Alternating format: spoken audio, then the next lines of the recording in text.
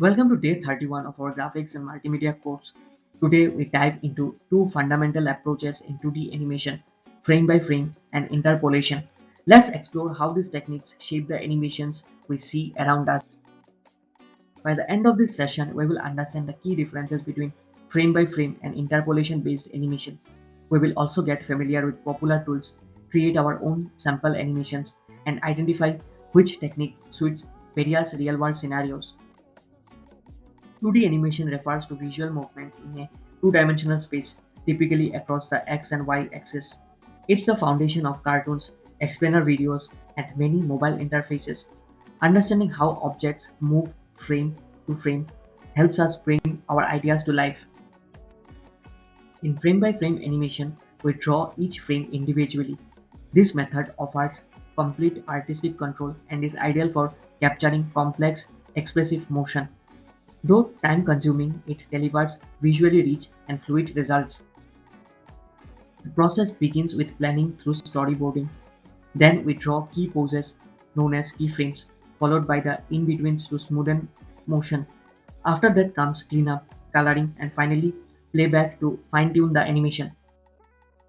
We have several tools at our disposal. Adobe Animate is industry standard, while Pencil 2D and Krita offer powerful open source options. Toon Boom Harmony is also widely used for professional grade animation. Let's weigh the pros and cons. Frame by frame animation gives us complete creative freedom and a unique style. However, it can be slow and demands more manual effort. It's great for character animation, but not always ideal for quick production. Interpolation, also called tuning, automates the in-between frames.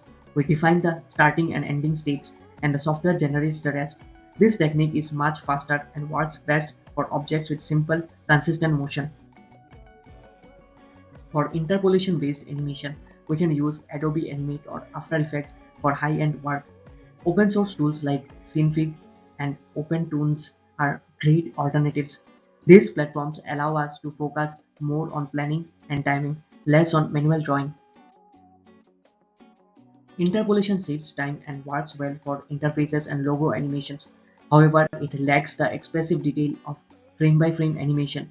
Motion can feel robotic, especially in character-driven sequences. Here's a side-by-side comparison. Frame-by-frame gives us high control and complexity, while interpolation scores in speed and efficiency. Both techniques have their place depending on our creative goal and production timeline. We use interpolation for UI motion, logo transitions, or any task where timing is critical and repetition is high. Frame by frame is ideal when we want nuanced expressions, fluid character actions, or a handcrafted style. Now let's get hands-on. We'll create a short blink animation using frame by frame. Using tools like Krita or Pencil 2D, we will draw 12 frames to simulate a natural eye blink. For our second activity, we will animate a bouncing ball using motion tuning.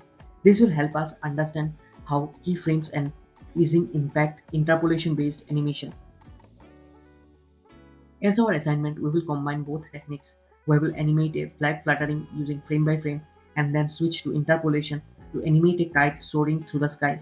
The goal is to experience both workflows in a single project.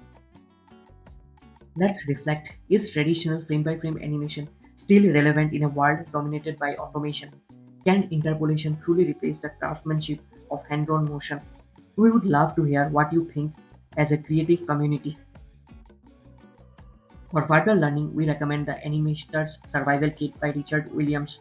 Also explore tutorials for Adobe Animate, Synfig, and Krita. These resources will sharpen both our technical and creative skills. To sum up, both frame by frame and interpolation are essential tools in our animation toolkit. One gives us expressive power, the other efficient control. Mastering both equips us to choose the right method for every project. Thank you for your attention.